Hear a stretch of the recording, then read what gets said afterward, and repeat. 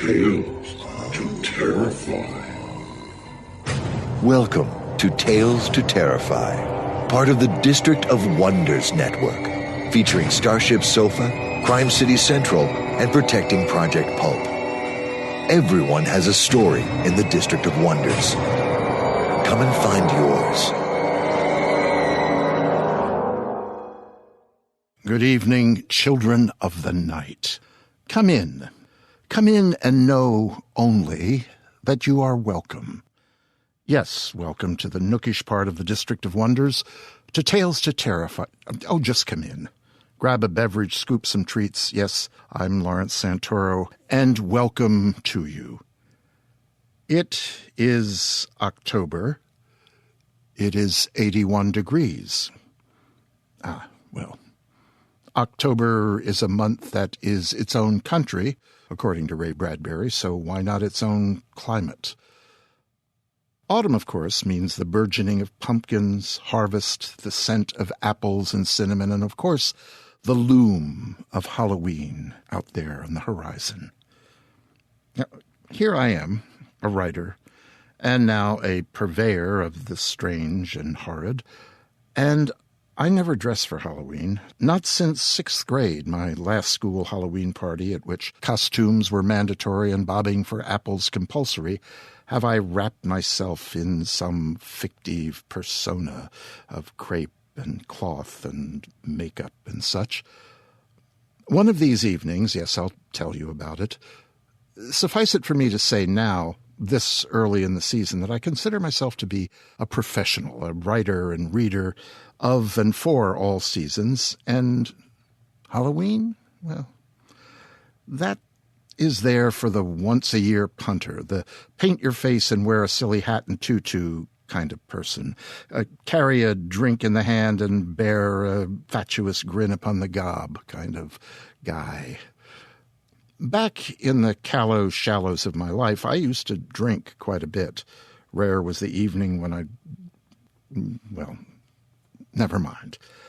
But even then, when a drinker, New Year's Eve, for example, my chums in cups and I stayed in, observed the turn of the year by our absence from the melee. Well, I will say that one year, when I was living in London, I nearly joined some friends in taking a quick dip in a slosh in Trafalgar Square on the eve, but I did not. And there it was. A life of missed opportunities later, and I welcome you to October in the Nook. I have my hot chocolate, and you are welcome to the largesse of the pantry, but settle soon and with a chum, for tonight we have Mike Allen, this month sans Shallon Hurlbert, and after that some music of a dark and nasty tone and a tale of terror, horror, and body parts, during which you may wish to do the auditory equivalent of hiding your eyes now and then as the tale spools out to you, but don't. First things. Next, here is Mike Allen and this month's tour of the Abattoir. Mike?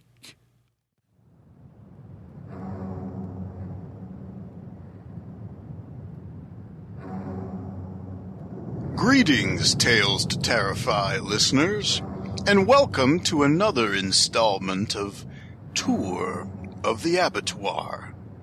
I'm Mike Allen, and you'll be horrified to learn that I've actually turned a column in on time this month. I hope you enjoyed the reading that Larry shared with you of The Red Empress, Part 1 of my first novel, The Blackfire Concerto, available on Amazon.com. I got a lot of great feedback about Claire, a.k.a. CSE, Cooney's delightfully dark reading. I'm so grateful she was willing to do that. Claire, if you're listening, I owe you a solid, or 2, or 5. The last time I did a solo column, after spending the entire time trashing poor Scott Ziegler, I promised I'd talk to you about Joe Hill and his new novel, Nosferatu. That's spelled out like a license plate, by the way, NOS4A2. And I'm ready to do it at last. I'm sure the Tales to Terrify audience knows who Joe Hill is, but on the off chance that you actually don't, his full name is Joseph Hillstrom King. He's one of the sons of Stephen King, the all-time horror meister of the 20th century and perhaps the 21st. The younger King has been publishing fiction for over a decade under the pseudonym Joe Hill as a way to have his stories showcased without being eclipsed by the distraction of the family name. He's only had 3 novels published so far and a collection of short stories, as well as a comic book series or 2 or maybe more that I haven't read, so I'm not qualified to talk about those. I do have to say, so far he seems more consistent than his dad in delivering crackerjack stories. I first became familiar with Joe Hill's work when a friend gave me a copy of his debut novel, Heart-Shaped Box. This horror tale about an aging heavy metal star who purchases a haunted suit on eBay and immediately regrets it was right up my alley. From its merciless ghostly villain to its lightning-fast pace to its oodles and oodles of rock and roll and heavy metal references. I didn't love every story in his debut collection, 20th Century Ghosts, but a few stuck with me, such as The Black Phone, a chilling tale about a boy being held prisoner by a child killer, a theme that we'll come back to later, who starts receiving messages from the previous victim. Best New Horror, in which a jaded horror anthology editor ends up at the mercy of a family like the Sawyers from the Texas Chainsaw Massacre, is also pretty wonderful. And there are others. His second novel, Horns, I didn't like as much as Heart-Shaped Box. I think the fact that most of the novel is an extended flashback serves to dilute the story's impact, and the ending felt a little hokey to me. That said, it's still a darkly entertaining ride. The premise is that a man falsely blamed for the murder of his girlfriend wakes up one morning with horns growing from his forehead and the ability to make people confess secrets and act on their worst desires. This is helpful, obviously, in determining who the killer really is, but one of the cooler twists of the story is the way the power sometimes backfires on our sullen hero. After all, the darkest desire that he triggers might be an urge to kill the guy with the horns. Speaking of darkly entertaining rides, much of Nosferatu takes place inside a car, which might remind you a bit of his father's novel, Christine. It certainly reminded me of that tale from the 80s, at least for a little while. Joe Hill actually offers a lot of tips of the hat to his dad in this new novel, but the Rolls-Royce Wraith, driven by villain Charlie Manx in Nosferatu, is a considerably weirder creation than Stephen King's haunted Plymouth Fury. Just like its titular vehicle, Nosferatu is a hard-driving narrative. It's a credit to Joe Hill's skill that he makes a 700-page book feel like a 300-page book. Essentially, you have 2 storylines that zoom toward each other and crash early on, then chase each other through the rest of the book. The first involves Manx, who at the start seems like yet another variant on the overly verbose and perverse killer that we've seen in any number of horror films and in some of Stephen King's work. But he proves not so much to be a serial killer as something along the lines of an energy vampire, and the way he operates feels fresh because it's spectacularly strange. More about that in just a bit. The second story strand follows a young girl named Vic, who has the power to find anything that's lost. Her power manifests in a curious way. There's a covered wooden bridge that only she can see, and when she rides her bike through it, and it's only her bike, mind you, that will work, she comes out where the person, place, or thing she wants to find happens to be. But when she does this, the bridge becomes visible, which causes some wonderful and wild, surreal and suspenseful scenarios as people unwittingly discover this bridge, lodged into an alley or a hallway or jutting out of a tree line. A cool character that I really admired, a punk librarian named Maggie, reminded me of my buddy Patty Templeton, except Templeton is much more of a badass, trust me. Maggie contacts Vic to tell her there are other people like her with talents, and she might be the one who can defeat Manx. A few years later, however, Vic provokes a confrontation with Manx without really understanding what he is, and it doesn't go so well for her. But neither does Manx escape unscathed. At this point, this might sound like I'm sharing spoilers, but trust me, this is all setup, and pretty brilliant setup at that. Now, back to Manx. Hill swipes a number of borrowed parts to build his monster, but the recombination feels completely original. Manx proves to be an electrifying foe. He and his car are essentially two aspects of one predatory being. They even share a consciousness, which makes for particularly disastrous consequences for a minor character who comes into possession of the car after it's been wrecked and makes the mistake of restoring it.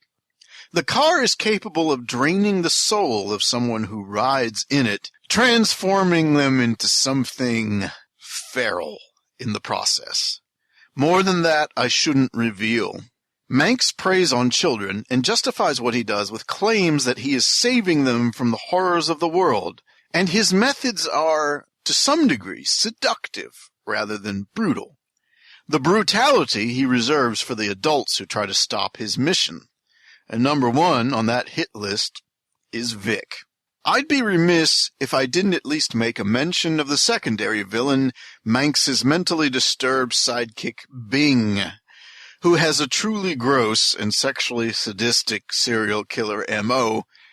Joe Hill wisely leaves a lot to the imagination when describing Bing at work. Let's just say that when Manx takes a child, he hands over their mommies, and sometimes their daddies, to Bing. Vic, for her part, has a handicap. The powers she and others like her possess have ugly side effects the more often they're used, which have the net effect overall of making the evil ones more soulless and nasty as their careers in killing stretch into the decades, and the good ones severely psychologically and even physically damaged by the time they've reached their adult years. In Vic's case, riding her bike across her non-existent bridge does harm to her mental stability, leaving her in a really vulnerable state just when she needs to be at her sharpest. While this lays the groundwork for some incredibly suspenseful storytelling, Vic's inability to distinguish between delusion and real threat leads to my one major complaint about Nosferatu. You know how horror movie after horror movie presents us with situations where we as viewers know our hero or our final girl or whomever is in terrible danger, and yet they cluelessly wander off by themselves or open the door you know they shouldn't, or any number of similar stupid actions. Well, Nosferatu resorts to this particular tactic a few times too many, in my humble opinion. Having characters who should damn well know what it means to be up against an immortal psychopath, needlessly placing themselves in danger, or failing to recognize the peril that they're in until it's too late to respond when the bad guys bring the pain. I suppose I have to give Hill credit at least for making these mistakes count.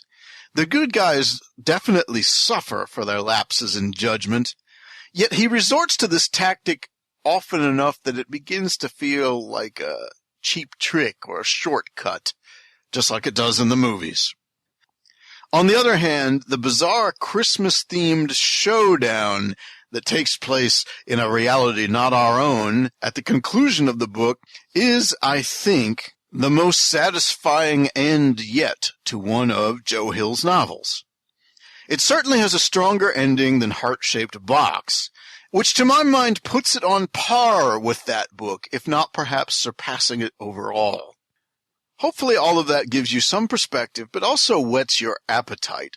Nosferatu is absolutely worth checking out, and I hope you will. Since I'm not at the moment trying to flood the world with new books of my own, I can actually tell you what plans are for some of the future tours. Because I actually have some plans. Coming up, you'll hear about Laird Barron's new collection, The Beautiful Thing That Awaits Us All. And also about an obscure little treasure I found written by the hero of my teenage years, Clive Barker. And of course my buddy Shallon Hurlburt will be back, and Shallon and I have a double feature coming up about a couple of very obscure movies that address mental breakdowns in creepy ways. So keep your ear to the ground, though not a graveyard ground, or else a zombie might eat it. And until next time, stay scared.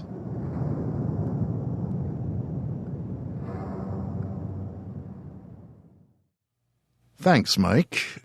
Well, at least this time, I won't have to pony up more money to pick up a film or a book after hearing your thoughts. I'd already ponied it up for Nosferatu. Ha! Back in show number 69, we cast a tale called The Anatomy of Seahorses, remember? That was by the author of tonight's tale, Mr. John Dodds.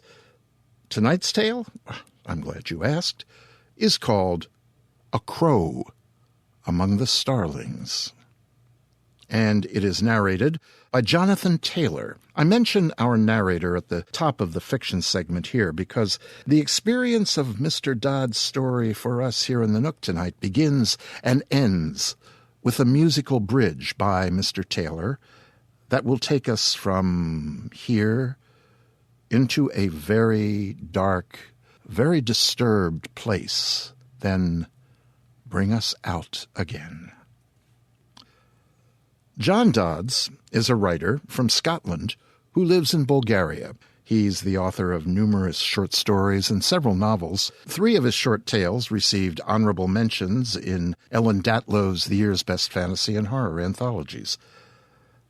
Okay, I'll have a bit more at the end of John's tale about John, but I want to get you started properly. So, here is Jonathan Taylor singing. Then there will be Jonathan Taylor narrating John Dodds' A Crow Among the Starlings.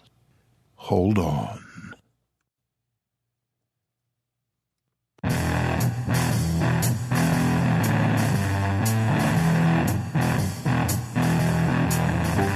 There's some deadly sins in this world of mine. Let's squeeze in some more, baby.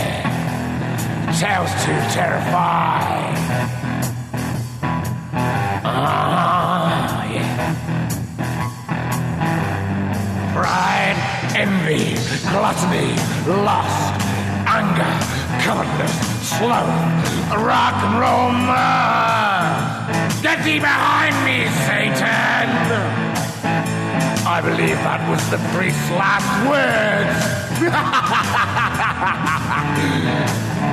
Before I ate him, every piece. Some deadly sins in this world of mine. Let's squeeze in some more, baby. Tales to terrify.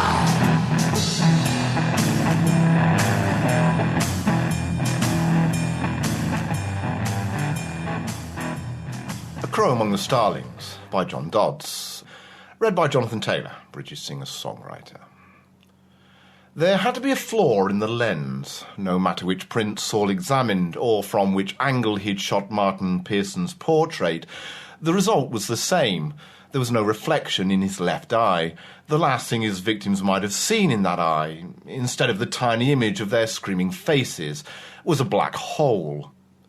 In 15 years as a photographer, Saul Mears knew how capricious light could be, how flirtatious, how seductive, or perverse and unresponsive. So if it wasn't the lens, then the light was toying with him again. One of the qualities that picture editors liked about Saul was how he always referred to himself as a snapper, not an artist. Many editors treated him as a mere snapper, even though they recognised him as a superb photographer, in case they had to cough up a larger fee. But once in a rare while, a prestigious magazine would pick up his work. On this occasion, it was the Metropolitan magazine, which commissioned work that often ended up in a gallery or garnered awards. And when that commission was a series of portraits of psychopathic murderers with a large cheque attached, Saul could hardly say no. Lately, good commissions had been few and far between. He had even been supplementing his income, photographing weddings and children's parties, and resenting every moment of it. Instead of trying to fix the flaw in the photograph, he chose to leave it the way it was, let the editor decide for herself if the pictures were compelling enough for her exacting standards. If not, he would just have to reshoot, and that would raise the stakes even higher. He still felt bad, though, about the deal he'd made with Pearson before giving permission for his portrait to be taken. The killer wanted to see the forensic pictures of his last victim, a 23-year-old man named Rankin, and he wanted to choose one of them to keep. The Metropolitan provided Saul with funds to buy the loan of negatives from the forensics photographer. He made prints overnight and returned them before anyone could find out. What Pearson was doing with the photograph he had selected, Saul tried not to imagine. In the psychiatric evaluation unit where Pearson was presently housed, he would be allowed certain privileges, though access to photographs like this was unlikely to be among them. He clipped the prints to the drying line, with the darkroom door closed behind him. He went to the dining table, where in a 3-size portfolio wallet lay open. The portfolio contained his pictures for the Metropolitan, mounted on card in clear plastic wallets. 4 serial killers, 1 a woman, all of them with one more thing in common besides murder: a blackness, a lack of emotional engagement. Yet they were good talkers, some even telling him they knew and admired his work. Saul had studied their case records for background. No good asking why they'd committed their atrocious crimes, because it always came down to a single answer: because they could. The phone rang. He picked up the receiver and gave his number. "Will you use one of me smiling? Mother always said I have a great smile." Saul recognised Pearson's papery, dry voice. "How did you get this number?" Anger popped in him like a flashbulb. Pearson said, "Oh, you know, ways and means." Saul took a deep breath. "Never mind. Yes, I probably will send that one. But they'll only use it if the editor likes it. It shows you in a different light." "You mean if it doesn't make me look like Charles Manson, you don't want to make an icon out of me?" He was about to answer no, but then thought that maybe that was what he really did want: his personal iconography of killers, a series of portraits which could make his name. "What is it you want, Mr. Pearson?" Saul was unsure how to address him, and formality seemed the safest course. "It's okay. You can call me Martin." There was a lengthy pause. "You know, I've been thinking about that. What I want. It's a question that's kind of preoccupied me since I was a kid. I wanted people to respect me, but they never did. At least not when I was growing up. They do now, though, don't they?" Saul glanced at his watch, 8:30 p.m. Pauline should have been here an hour ago. They were supposed to have a meal together, then go to the Stanley Kubrick retrospective at the film house. Through the bay window he watched the setting sun make a silhouette of Colton Hill. A flock of starlings with a huge crow in their midst took flight from the roof of the tenement building opposite. Saul said, "Yes, Martin, I suppose they do." "Saul, you don't mind if I call you that, do you?" The voice was quieter, a lover's whisper. Saul was anxious not to antagonise him. Although he was incarcerated for life, there was a quality about him that suggested he could cause harm at an arm's length. Saul's grandfather had been a student of the Kabbalah, and his stories of the pain-dimensional realms frightened him as a child. And no matter how rational, how urbane he was as an adult, he could never quite scoff at mysticism the way many of his non-Jewish friends did. The idea that simply by wishing someone ill you could hurt them remained in his subconscious. "No," he said, "that's fine. Everybody calls me that." "Well then, Saul, I have another favour to ask. As you know, I am fond of photographs, and your skill impresses me. I managed to obtain back issues of magazines and papers in which your work has appeared. You managed to capture just the right moment, the telling expression. I don't know, you're gifted. There's no doubt about it." Saul was not immune to flattery, even the flattery of a homicidal psychopath. Before he could answer, Pearson went on. "The thing is, I need you to get another picture for me. Several, preferably. You know I can't." "Oh, but I think you can, Saul. You know I can't." "Oh, but I think you can, Saul." The voice instructed as much as cajoled. "You see, my last victim was never found, and you have a chance to find him and let the police know where he is."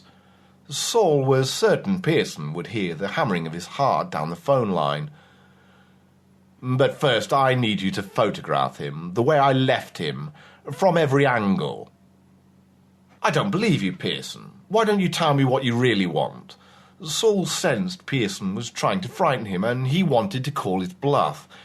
Pearson said, in what sounded like genuine surprise, "Oh, how odd. Why would I lie about something like that?"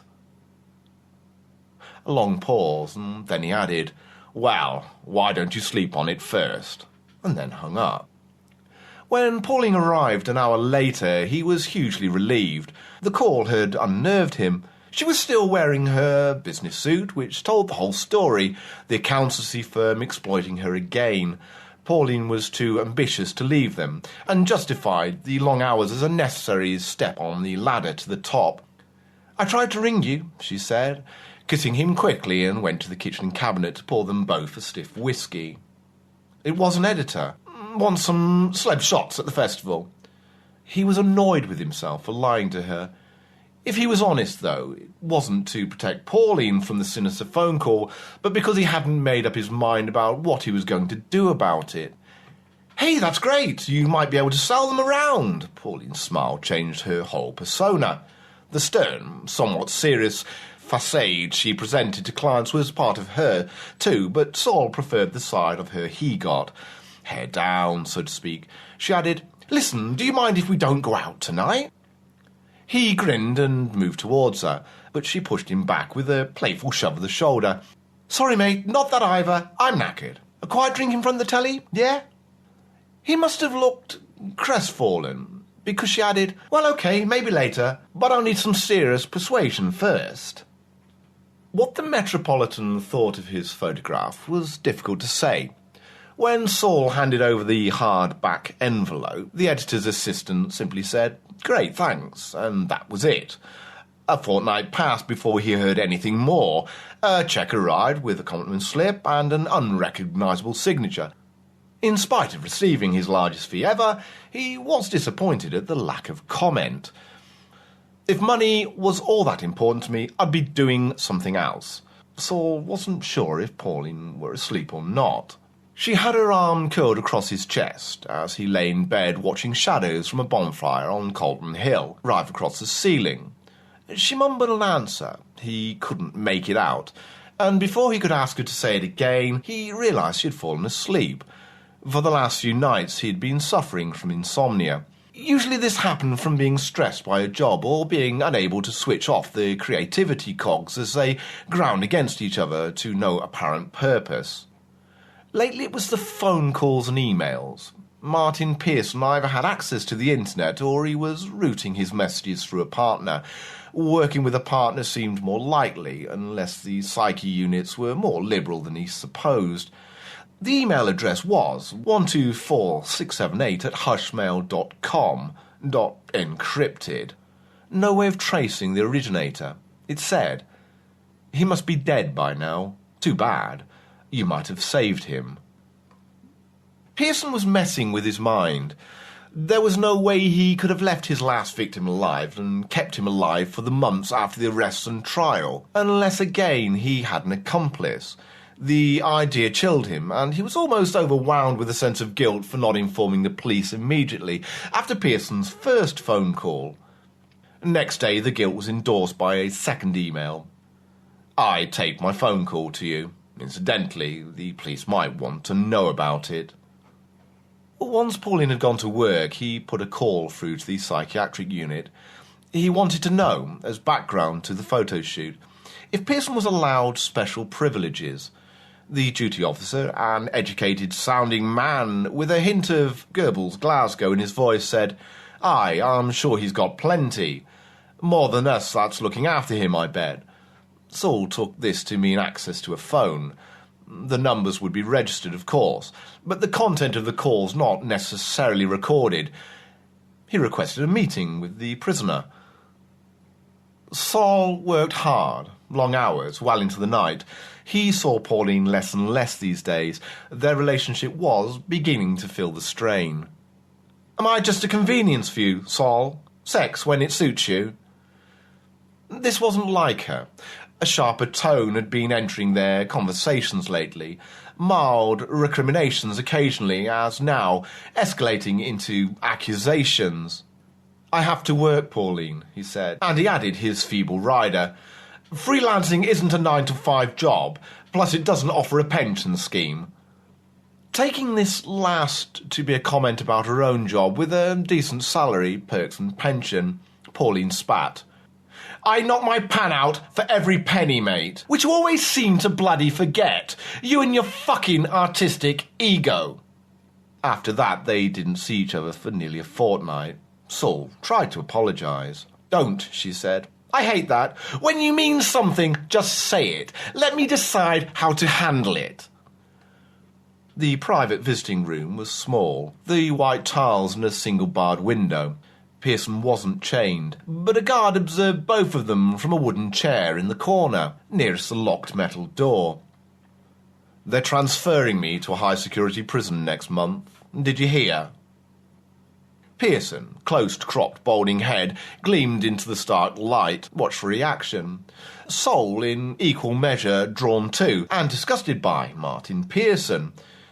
His smile appeared generous and honest, yet both of them knew there was nothing but calculation behind it. "Yes, you told me."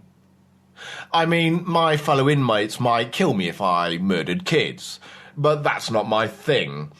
Still, they're not likely to be too keen on me. It's not the outcome I hoped for, to be honest. Look, can we just get on with this?" Pearson stopped smiling. "It's all business with you, Saul, isn't it?" He made a clicking sound with the tip of his tongue. Then he coughed into his hand and reached for a pack of cigarettes Saul had brought for him. Instead of taking the whole pack, he withdrew 3 and handed the pack back. "I'm trying to give up," he said. Then he signalled to the guard that the interview was over. Once Saul was back in his Audi, he poked a finger into the open pack and withdrew a tiny foil envelope, still moist with the saliva from Pearson's cheek pouch. Unfolded, it proved to contain a notelet with an address on it and a date, 2nd of December, 8 p.m. He realised his hands were trembling. He had to smoke one of the cigarettes before the trembling stopped. Ice-edged wind sliced through his wool jacket as he pushed through the gap. Behind the construction company's plywood hoarding, the sandstone walls of the old hospital looked damp in the wash of moonlight. Saul remembered how the old Victorian building had looked in daylight, how he had once visited his grandmother on her deathbed here. He smelled again the sharp tang of the disinfectant, intermingled with his mother's perfume. Huge artist renderings of the hospital under development at another site papered the hoarding. But no matter what an architectural masterpiece the new hospital would be, people would still die there, like his grandmother did here in the old building when he was 10 years old. As Pearson had promised, the sash window to the kitchen slid up without obstruction. The rotting wood meant that the wheel lock would have just pulled away when the killer entered the first time. On the steel worktop against the window there were dark stains, which he hoped were not blood. The metal boomed as his boots hit it, and he slid to the floor. He swung the torchlight across the greasy cookers, freezers and worktops. Sweeping the beam about the kitchen, he caught sight of the mask-like face of a man. He stumbled back in horror, even as he realised it was only his reflection in the darkened glass door panel. He turned away. Then he dumped his camera bag onto the central worktop, glancing uneasily upwards at the metal frame with hooks from which one would have dangled pots and pans and chef's utensils. The frame bounced the dim light back at him. He fumbled with lenses and flashgun and checked his supply of film rolls. The latter he stuffed in his shirt pockets. He draped the Pentax with its heavy telephoto lens across his chest and headed for the stairwell. He managed to obtain ground plans to the hospital from the Royal National Incorporation of Architects and had tried to memorise the route to Ward 27. It was 2 flights up. The stairwell enclosed the dead lift shaft. As he ascended the stairs every so often, he shone the torch over the tilted walls and the grille enclosing the shaft. Saul had never been afraid of the dark, even as a child. What scared him was losing people he loved. Death was not so much the horror of decay for him, but the horror of the great absence and loneliness it brought the living. Ward 27 was 3 doors down from the central stair, on the right. The number had significance for Pearson. It was the age of the man he had said he had murdered. In his final email he explained to Saul how he had bound the man to the bed frame without its mattress and started cutting him with a scalpel. A scalpel because they were in the hospital where the victim worked as a nurse. Pearson always chose his weapon from appropriateness and irony. He had left the man alive, with a supply of food and water, and one arm free to reach for it. The chains on his other arm and ankles made it impossible for him to break free. Ward 27 was to the rear of the hospital, so no matter how Pearson's prey screamed, no one would have heard him. "I wanted to find out what would happen," Pearson explained in his email, "having heard that an animal will chew its leg off to escape a trap. I wondered if a man was capable of the same." Saul felt the slickness of perspiration on his palm as he laid it against the cold door to the ward. He pushed it open. It was some time before he could begin to understand what he saw when he entered the room. Had someone from the upper floors of the tenements, which backed the hospital grounds, been looking hard, they may have seen after a time an intermittent flash from one of the hospital's upper windows, as if sheet lightning were trapped inside the building and trying to escape. When he was done, Saul returned quickly to his flat, where he found Pauline waiting for him. "Where have you been? I've been frantic." She pushed her hair back whenever she was angry, and as she spoke, she hooked her hair behind her ears and slid her hands across the top of her scalp, as if to flatten her curls. Tenderly, Saul held her wrists to stop her. "I had to take some night shots for an article about the city after dark." She scowled at him. "That's a lie, isn't it? I can always tell. If it's another woman, you'd better tell me now, or I'm out that door." He saw that she meant it, but feared involving her. He sat down on the couch and wondered how he could help her understand. "I could be in a bit of trouble, Pauline. I did something bloody stupid and now I'm paying for it." Strangely, she appeared to relax then.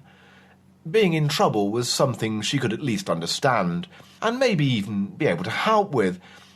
Pauline was pragmatic in that respect. She waited for him to speak, but by way of reply he went to the darkroom and emerged with a photograph of the serial killer, Martin Pearson. "He wants photographs of his victims, and he wants me to be the dealer." She recognised the face, which had been plastered across all the papers only months previously. She looked more closely at the print, at the dead space that was Pearson's non-reflecting left eye. Pauline may not have understood why that eye was fascinating, but she seemed to pull away from it reluctantly. "Tell the police, Saul," she said. "I can't," he said, and then told her why. They went to bed after some unfruitful debate. They didn't make love, but fell asleep holding hands. A tapping sound woke him. It took him a second or two to adjust to the grey light of dawn, and another second to realise what awoke him. A crow was sitting on the window ledge, tapping the glass experimentally with its beak. It tilted its head from side to side as though puzzled. Not a very smart crow, then, Saul thought. Maybe a rural crow come to the city for the first time. For an instant its eye watched him, cold and impassive as a camera lens. When he threw back the duvet, the bird took flight. The room was cold, and he shivered, reminding himself to adjust the central heating to its winter setting. Pauline's long hair snared around her head like a damp fishing net. He wanted to brush it clear of her face, but hesitated when he saw how soundly she slept. After a shower and coffee, he crept into the dark room like a thief. Once he was inside, Pauline wouldn't enter unless invited, and if she wanted to see the photographs, she would need to wait for him to decide if he could show them. As soon as the negs were developed, he loaded them into the enlarger. The negative image, even enlarged on the plate, made no more sense now than when he'd shot them, nor would they be likely to make sense after they were developed. The black, ragged shape that would be pale white in the final print might have been a map of an unknown country, but he knew what it was. It was a swathe of human skin, bits of fat and muscle tissue still adhering to it, and pieces of bone which were unmistakably vertebrae. Pearson had skinned his victim like a cat, careless of removing other tissue as well. Clove pegs pinned the flesh to the bed springs, bloody tissue uppermost, in a mocking simulacrum of a human torso. As a child, Martin remembered his parents taking him around Kelvin Grove Museum and Art Gallery, and the boxed, dried and pinned butterflies and exotic beetles that were brought to mind by the expanse of pale skin, which had once wrapped a man. Pearson, like any collector, would have a catalogue filing system of his kills. He would know who, when, where, what was done, and what results he got. Every angle, that's what Pearson's instructions were, and Saul obeyed them to the letter. But Pearson had lied about what Saul would find. Who could say this victim was tortured and killed in Ward 27, or whether it happened elsewhere and the skin brought there for a specific purpose? While working, Saul was always emotionally detached, whether it was behind the lens photographing his subjects or developing the prints. His focus was on perfection, rarely achieved but always striven for, the perfect moment for the shutter to click, when the light was right, framing and subject matter just so, using only the best tools for printing, the most expensive chemicals and paper, a darkroom many a professional photographer would envy. But it was never enough to satisfy him. Perfection was always just out of reach, and that made him angry and frustrated.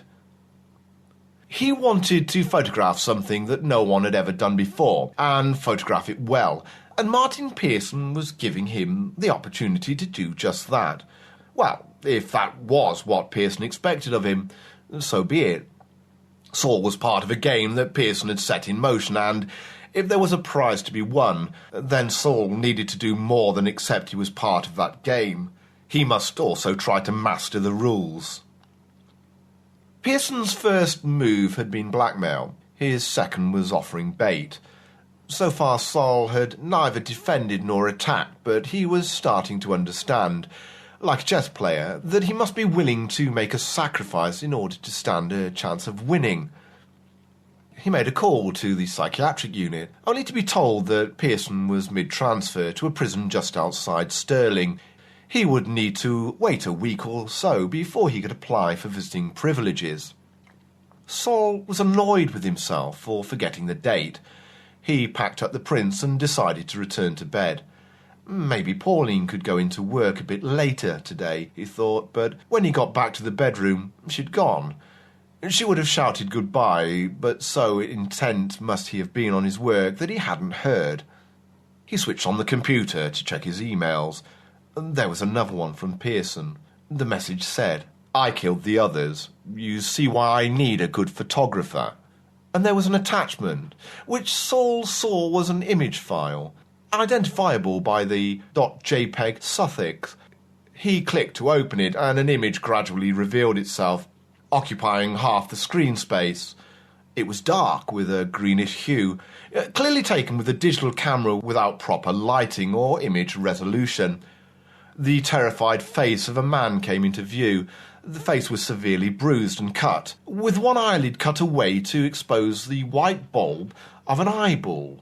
The blood-splattered shirt was indistinct at first, until Saul realised that what looked like shadows on the shoulders were actually epaulettes, and upon closer inspection the insignia on the shirt pocket was unmistakably that of Her Majesty's Prison Service. "Oh, Christ," Saul murmured. "Jesus Christ."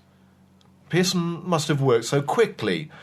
His guards might have been at the end of their shift, and perhaps the prison wasn't expecting them back that day. But what about the driver? He must surely have been in radio contact with his office. Martin Pearson had been prepared, that much was clear. The idea of there being an accomplice seemed more feasible than ever, and a chillier prospect than Martin working on his own. And hadn't he already made Saul his accomplice in providing post-mortem photographs of one victim, as well as the flayed hide of another? What else was he capable of? In spite of what was happening, Saul found himself weighing options the way he had done as a war photographer. On the one hand, telephoning might mean Pearson would be caught. On the other, it meant implicating himself. He reasoned that the guard and the van driver would be dead by now in any case, and saving their lives wasn't remotely feasible.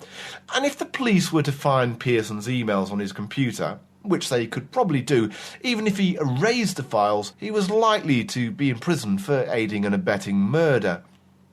His chest felt tight with anxiety. More than once he glanced over at his camera bag. A thought kept coming to him, like thinking about sex at a funeral. The thought was this: maybe I can photograph Pearson with one of his victims. An image of Pauline's face came to his mind. Her smile was at war with his cold-blooded determination to achieve something no one had ever done before, and there was also the opportunity of selling the photographs for a lot of money, fame and fortune. No, that's impossible. Completely bloody insane, Saul.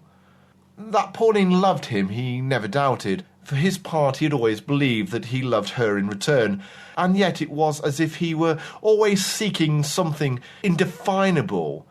Once he asked himself a question: could he really love anybody completely? Or was love just a mirror of his selfish needs? Pauline told him once, "You're too hard on yourself, Saul. Such high standards all the time. I never said I wanted Mr. Perfect." And she added, smiling, "Beside which, Mr. Perfect doesn't exist. Apologies to your ego." In some respects, being with Pauline was what he wanted more than anything. The best part of him felt that, at any rate. But there was his continual sense of dissatisfaction with his life, with his work, a voice inside that cried out for something more, incoherently and irrationally.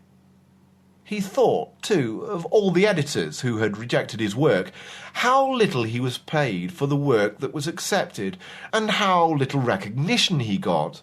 For over an hour he alternately paced the room and threw himself on the couch and tried to unravel his tangled thoughts. But all along he knew what he wanted.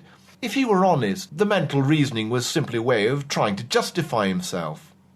It was as though he watched himself from outside his own body as he reached for the camera bag, stocked up with film and lenses, pulled the bag across his shoulder and walked to the door. He was completely alert, adrenaline pumped, but nevertheless he kept walking, and even jogged down the stairs. He knew where Pearson was. There was only one place en route to the prison where Pearson would be able to perpetrate his atrocities without being seen. It was only once he had got into the car, turned on the ignition and floored the accelerator, that he started to wonder what exactly he was doing. A man was being tortured and murdered, and he, Saul Mears, was planning to photograph the act. As he crossed the river onto the bypass, the motorway lights on their gigantic poles swept past in a pulsing rhythm. After a time, his eyes began to sting from the strobing lights. He tried to piece the puzzle together. The Ward 27 business still mystified him.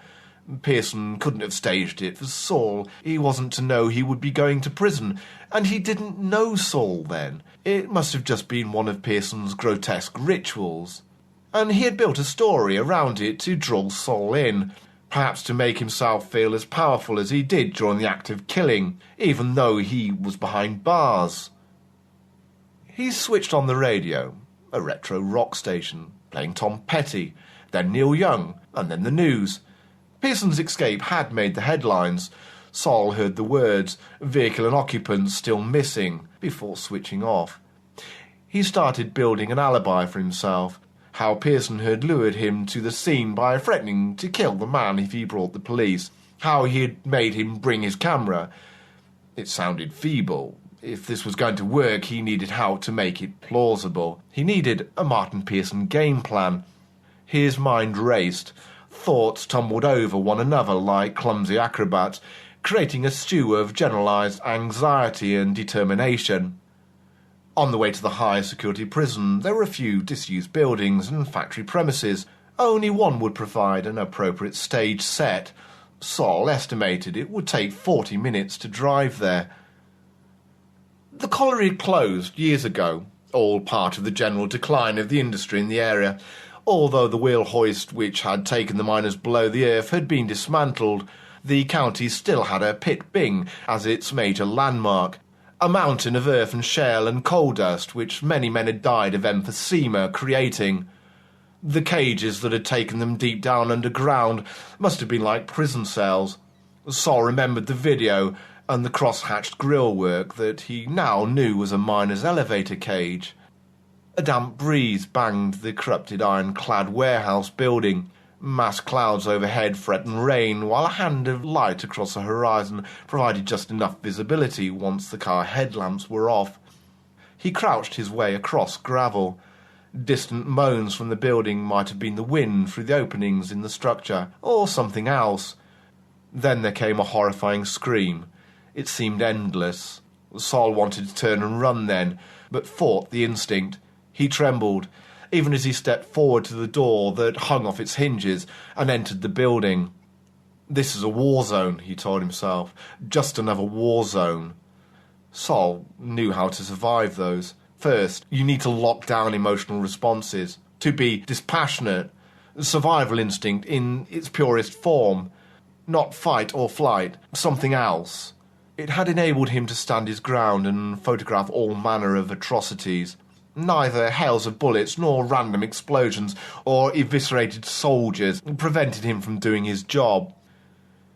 It was colder inside than out. At the far end of the warehouse, shapes moved, a halogen lamp casting a fretwork of writhing shadows.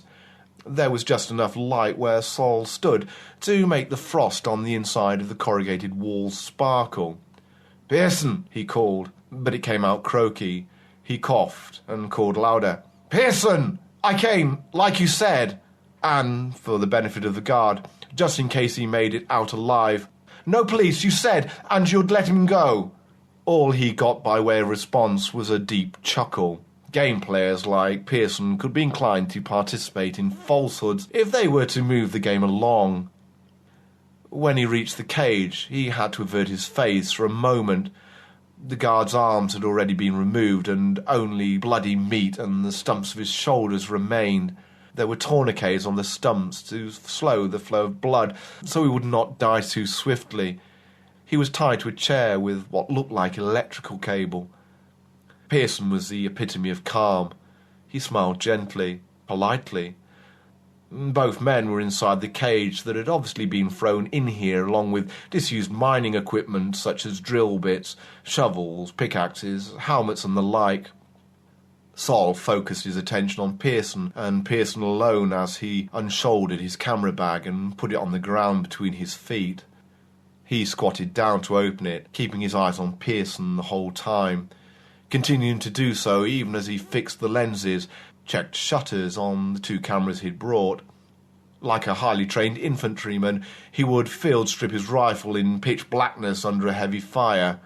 Sol could take apart and reassemble his camera and load film with his eyes shut, or while he was watching his subject while deciding the best way to shoot it. He risked a glance at the prison guard. The man was unconscious, his head forward as though ashamed of his ruined face. "Why are you doing this?" Pearson used a yellow duster to wipe the blade of the tenon saw he was holding, polishing off the blood. He replied, "Why are you?" There were more tools on the ground before him. He must have stolen them, maybe from a garage. A thought struck Sol then. He realised there was something different about Pearson, and the difference was that he was wearing the uniform of a prison guard, the uniform of the guard he had killed. Without being asked, Sol started to shoot the scene. He shot through the mesh of the tilted cage and stepped inside with Pearson and his victim and took close-ups of Pearson with his torture implements, of his victim's face, of his dismembered arms which had been laid on the ground in front of him. The hands curled in on themselves tightly like the claws of a trussed turkey. Pearson said with a giggle, "The long arms of the law." Then the guard came to and started shrieking and begging for his life. The camera flash startled him. The realization that someone else was there seemed to enliven him more, as though the presence of another could afford some hope. "Jesus, please, don't let him kill me!" The man was clearly deranged with terror, but Sol had switched off. In real war zones, he had seen much worse horror than this. He told himself this man was already dead, and let the idea take hold. For the next hour, Sol took carefully framed photographs of the slow butchery of a human being. He saw the meticulous, almost loving way Pearson cut away the guard's clothes, made horizontal slices with a knife across his chest until the skin looked like a Venetian blind. He cut off the man's ears and then his feet until he was no more than a tailor's dummy or a discarded child's doll that had been ripped to shreds. Sol continued to take photographs. Pearson did something to the guard's vocal cords, so his screams became frantic whispers. Fortunately for the guard, he was comatose long before Pearson finished. Pearson sighed with discontent. "I just don't have the right material, Sol. Not like you, eh?" He indicated the cameras with a nod of his head. Sol dared not to speak. He felt omniscient behind the camera. The unforgiving eye of the lens took in everything with neither rebuke nor praise. The camera, after all, was only doing its job. "You know why I'm doing this, Sol, really. For the same reason as you. We're not part of the crowd. You know what it feels like, don't you? You walk among them in the street, in their hundreds, flocks of them, darting around aimlessly, day after day. No purpose, you see. Of course you do. When we observe them in a mass like that, we know their lives have no purpose. And if you don't mind a photographic analogy, no, focus. I can give them that focus. It's as though their lives have been leading to this one moment. A sharpness, a clarity comes to them. It's as if they realise finally what their lives have all been about. It's quite a beautiful thing, really." Pearson finished then. He pushed his hand into the flayed ribcage and simply squeezed the exposed heart until it stopped. Why it hadn't stopped long before now was a miracle. "I use drugs," Pearson explained. "I have a contact who supplies me with the stuff. Stops the shock killing people too soon if I use replacement fluids too." He took from his jacket pocket a syringe with a clear liquid in it and waggled it by way of illustration. Sol sat on the ground suddenly, as though his legs could no longer support him. He felt the frozen mesh of the metal cage against his back. He looked at the cameras in his lap without really seeing them. "How can I—" he said. "How can you what?" Pearson crouched down in front of him. The right eye, which had no reflection in Sol's photograph, reflected something now. Sol's inverted face. "How can I develop this film? I can't show it to anyone." Pauline, how could he go back to her now? He was so confused. He was finding it so hard to concentrate. A dark shape loomed over him. A scent of engine oil and rusty machinery infiltrated his consciousness, and he looked up. Pearson was expressionless, but his voice soothing, calm as he spoke. You have nothing to lose, Saul. After this, you need to begin again. You do see that, don't you? Yes, he saw quite plainly. And finally, life as he had known it was over. This one act had closed a door on him. Even if he went back to Pauline now, to his old life, this wouldn't go away. He had watched and photographed a human being disassembled, like a used car for spare parts. You're going to be fine, Saul, the voice went on. After all, you passed the test, the Ward 27 test. That was when I knew I could trust you, the way I knew I could trust the friend who set it up for me. Pearson put a hand on Saul's head as though baptizing him. Sure, the film is worth a lot of money, I have connections, but that's not the point, is it? Saul was tired. Pearson's tone was so reassuring, and he could see now just how ordinary his life had been up until now. The banality of struggling to pay his bills, to keep the proverbial wolf from the door. And it was not that Pauline hadn't meant a great deal to him. She had, but he'd found it so hard to love her the way she seemed to want. He wondered if he had ever really loved anyone. No, Martin Pearson was right. It wasn't the money. But he was still uncertain. At the back of his mind, something told him his life was over. But he was also being born into a new one. And his voice was a child's, as he said to Pearson, "What am I going to do, Martin? What now?" And gently, ever so gently, Pearson crouched down, pushed hands under Saul's arms, laced them together around his back and slowly pulled him upright. Saul was too dazed to be aware of how tenderly Martin treated him. He couldn't fix on anything, but Martin continued to whisper softly in his ear, a mother to a child. "Everything's going to be all right, Saul. Don't worry. You're with me now." As they walked slowly together out of the shed and into the cool night, huddled like lovers, Martin folded his right arm, like a huge black wing, covetously around Saul's shoulders.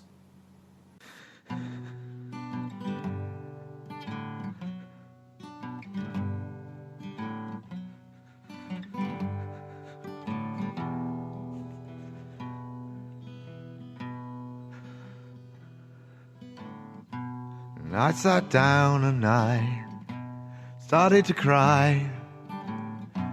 I guess I never knew me at all.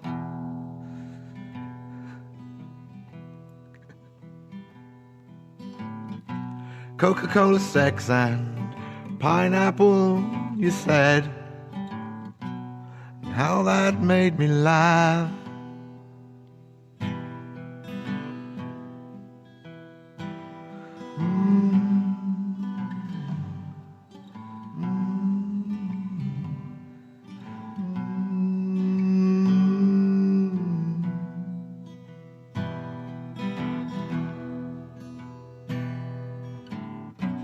Bismillah, God is great. I pull the trigger and detonate.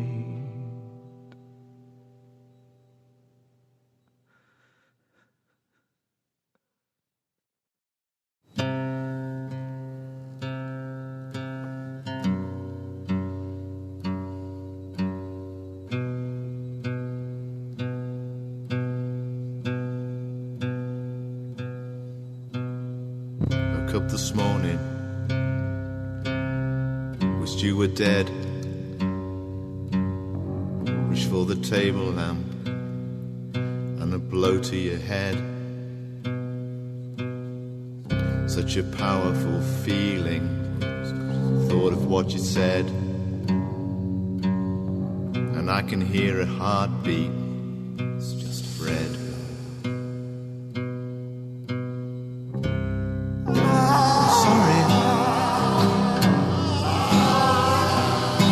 I'm so sorry.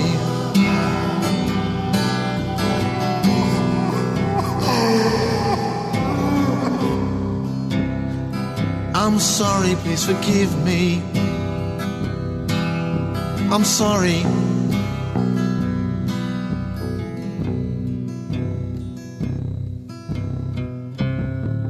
Yeah, I'm sorry that I met you. I'm sorry that I loved you. I'm sorry that I cared.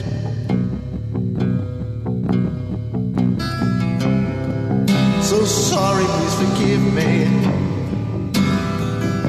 I'm sorry that you did.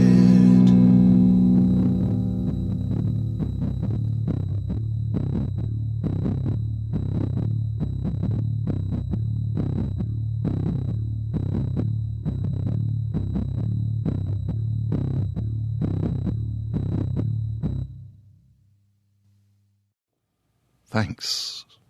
Thanks for sharing that, Jonathan. A Crow Among the Starlings, by the way, was first published in Horror Express magazine. A bit more about John Dodds. The first two novels in his crime series, the Kendrick Chronicles, Bone Machine, and Kali's Kiss, are now out as audiobooks from Blackstone Audio. The books are narrated by the celebrated British actor Robin Sachs.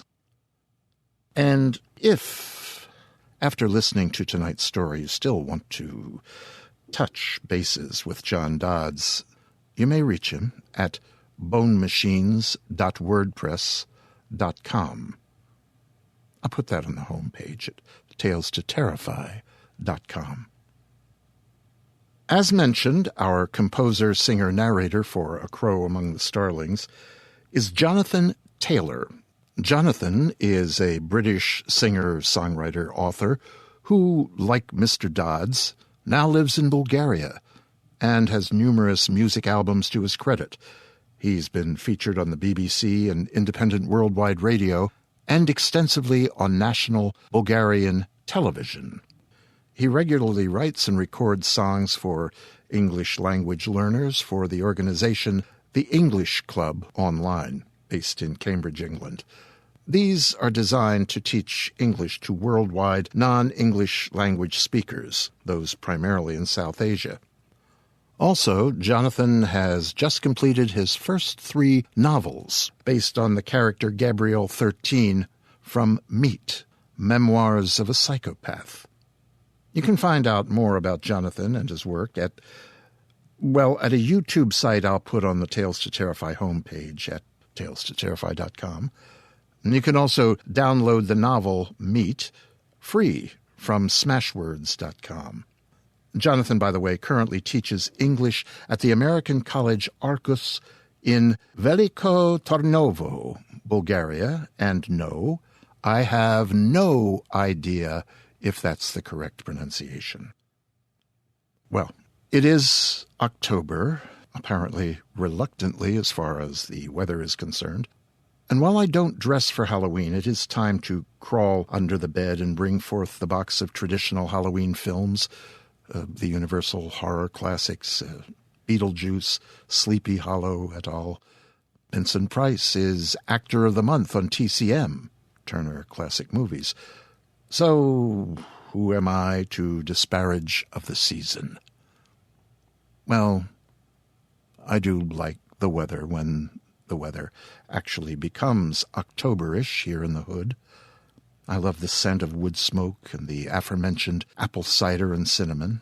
And it is time for a whole passel of new book releases within our field, 2 of which this year will include brand shrieking new tales by me. My story, Instructions on the Use of the M57 Clacker, will be in Fear the Reaper from Crystal Lake Publishing, and my literally just polished and sent off jars will be put up in Canopic Jars, Tales of Mummies and Mummification from Great Old Ones Publishing. Both books are large, generously large volumes of, as Poe might say, forgotten lore, and each includes stories by authors with whom I am utterly chuffed to be allowed to share inked space Fear the Reaper, I believe, has just a cat's whisker over 400 pages and includes work by... Well, go to our homepage. There are links. I'm not sure when the books will be available for pre-order, but the information about both will be at talestoterrify.com, okay? Okay. Oh, when you go to Crystal Lake Publishing's site, you'll notice that the release in November, just after Fear the Reaper, will be Things Slip Through, a collection by Horror 101's own Kevin Lucia. And that is the evening, children of the night. I would have you be upstanding, and please, at your leisure, prepare to issue forth into the darker and hopefully quieter streets. The last baseball of the season having been tossed, hit, and lost in the ivy of Wrigley Field, and all that remains of the wandering blue-clad people are the ghosts of passions past, and the fervid hopes of those still clinging desperately to the bars of the neighborhood and to the unseasonable, unreasonable summer that now is gone, with the Cubs' chance for glory now.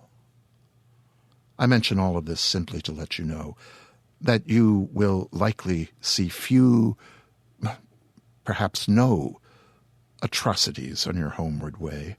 Drunks may stagger, spew, and fall. Rats may run and tumble. You'll make it home, I'm sure. And when you reach your bed and close your eyes, try to not see those images that may lie latent in your imaginations. They've crawled there from your ears, and now they would surely lead to less than pleasant dreams.